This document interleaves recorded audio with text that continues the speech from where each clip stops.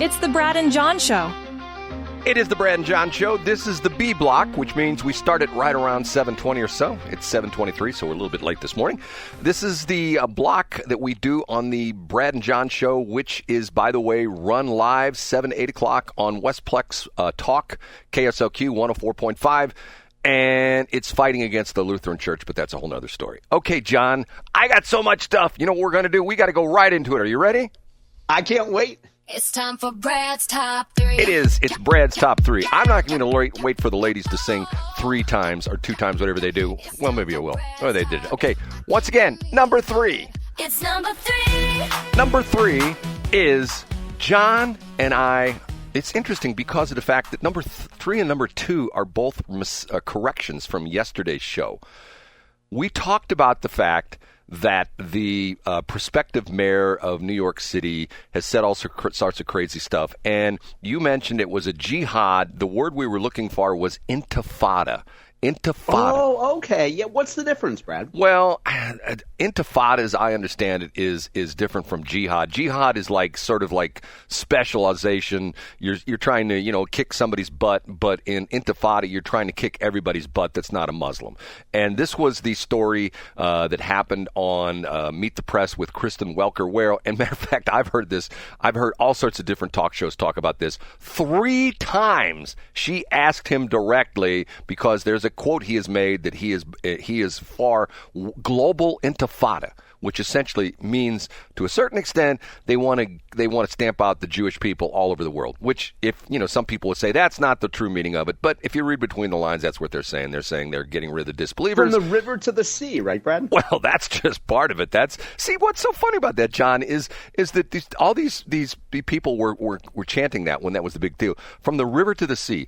And people don't know, and I've done my geography because I had to learn that when I was going for my meteorology degree, but from the river, which is the Jordan River, which is the eastern boundary of Israel, to the sea, which is the Mediterranean Sea, which is the western boundary of Israel. Essentially, they were saying, get rid of all of Israel from the river to the sea. So essentially, that would be like saying, if we said, hey, from the river to the Kansas City Royals Stadium, everything in between should be gotten rid of. And you go, well, that's like the state of Missouri. Yes, that's what that means. Yeah, I get it. That's what that means. So it was intifada, John, intifada. Okay, you ready, sir, for our second story, which is actually another correction from yesterday?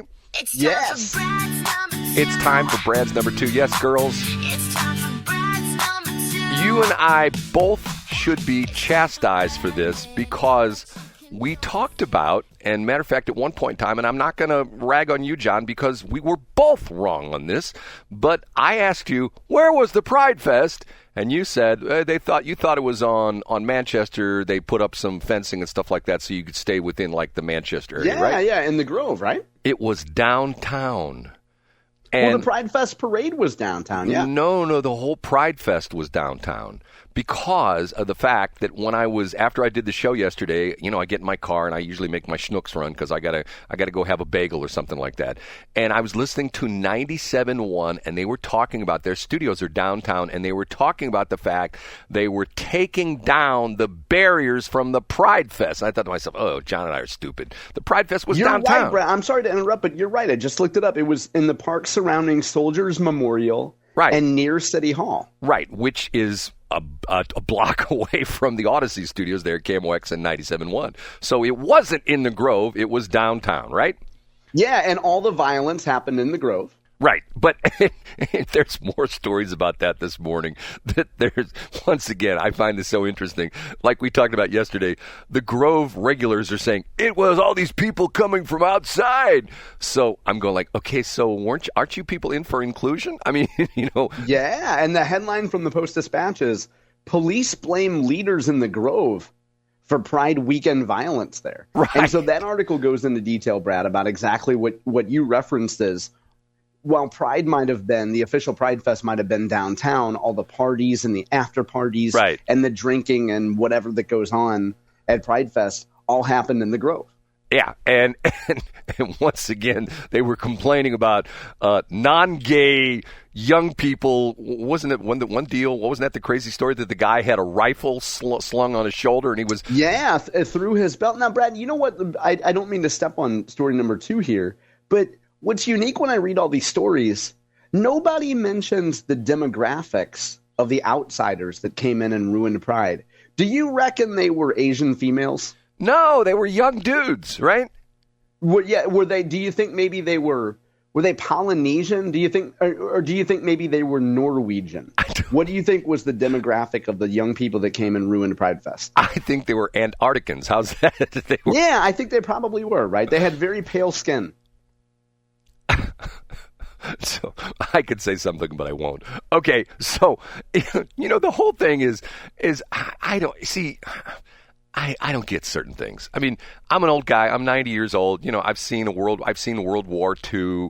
I'm pre-boomer. John always talks to me about, Brad's the boomer. I love your kayfabe birthdays, Brad. You're 90. Now, are you officially 90 or 91 with your kayfabe birthday? Oh, 90. June 4th. I turned 90. Okay. Yeah, June 4th, 1935. Graduated from high school in 1953. So, see, I got my dates all in a row. Okay. Now, we ready for number 1? We sure are. And now, big finish, Brad's number.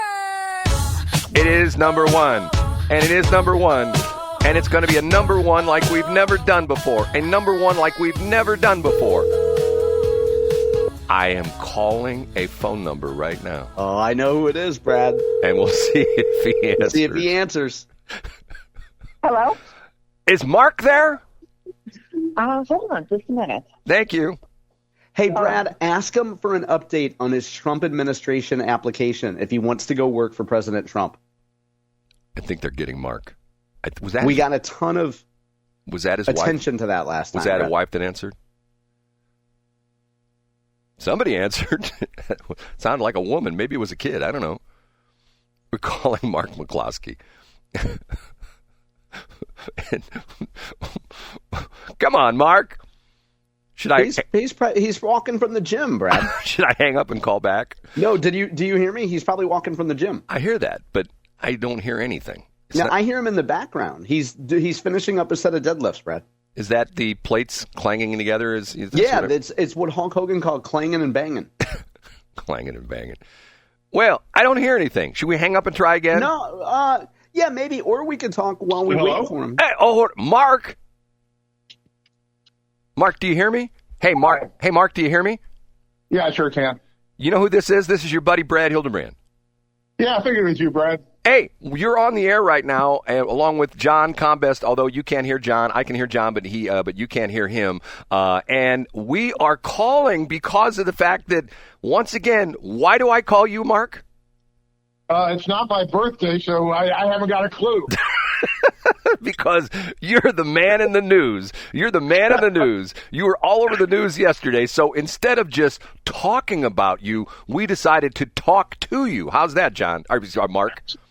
Sounds good, right from the horse's mouth, as they say. Yeah, and I'm a horse all day. No doubt about that. Okay, if you can summarize your big day yesterday, what would you tell us? Well, when the governor pardoned us many long years ago now, we figured that since his pardon eliminated every disadvantage that was incurred with pleading guilty to those minor misdemeanors, that we figured that was the end of it. But then the Court of Appeals ruled that the governor's pardon obliterated our convictions but not our guilt, whatever the hell that means, which I thought meant absolutely nothing. So then we went one step further and said, well, if the pardon doesn't do it, let's get expunged. And on the expungement statute in Missouri, if you get expunged, it's, quote, as if the underlying events never occurred. Well, if the underlying events never occurred, I never got arrested, I never got charged with anything, I never got convicted of anything, and I own those guns. And so now that I've been expunged, and of course I then filed, as soon as the judge issued the order of expungement, I filed a new writ of replevin asking for my guns back, saying, look, under the law of Missouri, I've never been arrested, I've never been charged, I've never been convicted. Why the hell does the government have my property? So then the city moves to have my expungement set aside. Like I'm still a threat to society, right? Despite the fact that I've got lots of other guns, right? But somehow those guns are magical to the city of St. Louis. So as soon as we get expunged, then they file an appeal of the expungement, trying to have the expungement set aside. Well, yesterday, the Eastern District Court in Missouri, Court of Appeals, ruled that my expungement was valid. And now I'm going to go. I filed yesterday the motion to lift the stay on my writ of repellent and to substitute the now appropriate parties. Since I filed that action, now the city police don't belong to the city anymore. Now they belong to the state government, and we no longer have a Sheriff Vernon Betts. We now have a Sheriff Montgomery, and so I had to amend to add the new parties in. But right now, as I'm on the air, according to the law of Missouri, I've never been charged with any crime. I've never been convicted of any crime, and the government shouldn't have my gosh darn property. Interesting. Now, first off, here's a question I have for you. All this court action by the city of St. Louis, obviously that was funded by some donors. That couldn't have been taxpayer money. Could it have been? Well, I was talking to my wife about this yesterday. How much of taxpayers' money are they going to spend prosecuting this thing? I mean, here it is. Let's say worst case scenario, I pled to a class 4 misdemeanor and paid a $750 fine. I mean, that was 5 years ago. The second assault in our house happened 5 years ago tomorrow. First assault on our house happened 5 years ago last Saturday. Here it is 5 years later, and the city is still spending taxpayer dollars trying to harass us. If I were a taxpayer in the city of St. Louis, I'd be a little pissed about that. But we're small potatoes compared to, what it was like under the last administration, where, like, for example, one of my clients was the victim of a cold-blooded murder on videotape, and his murderer was allowed to walk free by the last circuit attorney's office. So just the city spending money on prosecuting me doesn't compare to the horrendous way that the city has been maintaining its alleged crime enforcement. So you're telling me you're still a big Kim Gardner fan? Is that what you're telling me? Well, I will say this. One of my friends who's a criminal defense lawyer put it this way.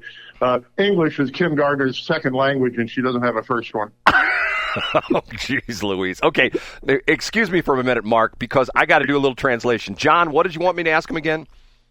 What's the latest on applying for some kind of role in the Trump administration? Okay, yes. Is he still open to that? What's the latest with you applying for a role in the Trump administration? Are you still open for that? Well, yeah, but I've got another gig going now that will preclude that for a little while. You may not know this, but I've teamed up with Sidney Powell and Peter Tickton, and we're representing several hundred January 6th criminal, political prisoners in compensation claims against the government. In fact, on this Saturday, July the 5th, I'm going to be down in Rogersville, which is just outside of Springfield, speaking to a J6 reunion. There will be over 100 of the J6 political prisoners there. But we represent now about 400 of the 1,583 political prisoners. And so until that's over, I'll be working for them and not for the federal government. Interesting. Now, Mark, I know you're also a resident of Franklin County. How do you feel about these poor bison that were put to death yesterday? You know this crazy story? No, tell me about that one. There were apparently somebody in the St. Albans area out there has a bison farm. They have several bison, and the bison got loose, and the police were called, and the fire department was called. And as they were trying to round them up, one of the bison charged one of the owners of the bison and threw, I don't know if it was he or her, threw him in the air. And they decided that the bison were a hazard to the residents of Franklin County, and they were shot by the Franklin County Sheriff's Department and killed. Oh my gosh. Well, bison are inherently dangerous animals. My wife can tell you a story about when she was a kid and then almost got killed by one of the at a park up in Philadelphia. Pittsburgh. But if you're going to have bison, you got to anticipate they're going to be dangerous. But you shouldn't shoot the poor sons of guns. I mean, this is a bicentennial year, right? Oh my God! I don't believe I even heard that. Did you write that one ahead of time? No. It's just come spur of the moment for me. Mark, you are always the gift that keeps on giving. I appreciate you answering the call this morning. And John wanted to know if we bothered your workout, or were you already done with that? I already did that. I already did my bike riding this morning, and in fact, my wife came up and hauled me out of the shower for this conversation. Oh, so there you go. No kidding, you're in the shower? Absolutely. I'm sitting here with a razor in one hand and a half soapy cheek. Hey, Mark, do me one favor. We can't hear this on the radio, but can we get a flex from you? There you go. I'm posting like Arnold now. Okay, Mark McCloskey, thank you so much. Have a good day. And the next time there's more court action, you know what? We're going to call you back. How's that? All right, Brad. Take care. Thanks a lot. Okay, bye. Is that guy the best or what, John? My hopes and dreams for a Brad top 3 that include a call to the central rear end, my hopes and dreams were answered, Brad. Is he the best or what, John? I mean, it's great that we're able to get him on the phone even immediately post-shower. Yes, his wife gets him out of the shower to talk to us, and then he drops that line, bicentennial. Come on. Bicentennial's pretty good, Brad. You can't even script that stuff. You have to admit, I think when he said that, I go like, I don't believe he just said that. That's like talking about a quick mind. You know, John, us old guys, when we get up there in years, except for Joe Biden, us old guys can still, think on our feet and say some funny stuff. And for some of us, we look funny like I do. You know what I'm saying? That kind of stuff. Yeah. I wonder if he's dropped that one with the J6 crowd, because we had the one guy with the antlers on or the horns. I bet he's got a whole bunch of one-liners. I bet he does. Okay. So, John, did you approve? I mean, you don't like me making phone calls. Did you approve of that one, though? Oh, yeah. That was fantastic. Again, that I was hoping when I saw the McCloskey headline, I didn't even read the story, Brad, because I knew that it would be in your top 3 and you would be able to get to the bottom of it. I don't know him all that well. I'll tell the goofy story about how we first got acquainted with him. When I was doing the show with Shelley on the other station, the BS show, Brad and Shelley, one morning it was in the news, something about him. And while I was talking to Shelley on the air, I looked at his web. I think that's when he was running for Senate. Wouldn't that have been around the time he was running for Senate? It would have been around the year like 2021 probably when you called him. Right. So we found his webpage. I'm sitting there on my phone, Shelley and I are talking about Mark McCloskey, and I found his webpage, and, this is my pet peeve, okay? If you go to any of our websites, my cell phone number is there. You want more information on what the station's about or the various other things we do? Call me. I answer the damn phone. Or text me. I'll text you back. But most websites, fill out this contact form, and maybe 3 years from now, we'll call you back. So on his website, it has a phone number, just like on my website. And we're on the air live at like 7:20 in the morning or something, like probably around the same time as right now. So I go, hey, Shelley, there's a phone number in here. Let's call it. So I pulled up the phone, and dialed it, and he answers the phone. And it's him. And I go, Mark, this is your cell phone number? And you're, oh, yeah. And same thing as me. Well, people want to get a hold of me. That's the best way. Just call me up and talk to me. I'm going like, I love this guy. And we've called him, I don't know, since you and I have been doing the show. How many times have we called him since you and I have been doing the show? I think we've called him probably 4 times. Yeah, and every time, I think one time he didn't answer the phone, but that was because he was on another station. Remember, he says, I think he was on Tracy's station, or he was on the refugee station. He was on 97.1, I think. Yeah, whatever he was. And he's always the nicest guy. And what's interesting about it is, what I appreciate about him, he talking about the no spin zone. If you remember the old show that when Bill O'Reilly had this show, they talked about the no spin zone because of the fact that he didn't spin anything. I mean, McCloskey doesn't spin anything. He just comes out and says, this is the story, and I can't believe they're still fighting the city of St. Louis. I mean, the crazy part of this is how many heinous crimes have been committed in the city of St. Louis since the whole thing with him and the guns and the whole bit. And they're trying to prosecute him to the max, but yet they're gangbangers out there killing people. There's murders, there's, drive-by shootings, there's robberies, there's burglaries, there's rapes, there's pillaging, and the city doesn't seem like, no problem with that. You know what I mean? It's like, no problem with that. We got to get Mark McCloskey. We got to get that guy. It just doesn't make any sense. Well, congratulations on a well-executed interview, Brad. Did you like my comment? I loved it. As soon as I heard the melodious sound of a phone ring, I knew that we were in for great radio. Yeah. John, thank you so much. It's stuff like that. This is the thing. And God, I'm going to sound like an old guy because I'm an old guy. This is how radio should be. It should be spontaneous. It should be fun. It should be unscripted. It should be topical, which this is topical, but it shouldn't be, NPR. Well, we're going to call Professor McCloskey, who is at University of Missouri St. Louis as a criminologist. Professor McCloskey, what do you think about this? Well, Brad, I think, no, that's BS, and to think our taxpayer dollars pay for that. You know what I'm saying, John? You're making radio great again, and I'll point out quickly before we go to break that St. Louis Public Radio story didn't have a quote from Mark McCloskey, but Brad Hildebrand got one. We got quotes from him, and we got a quote about Kim Gardner, right? Okay, we have to take a break.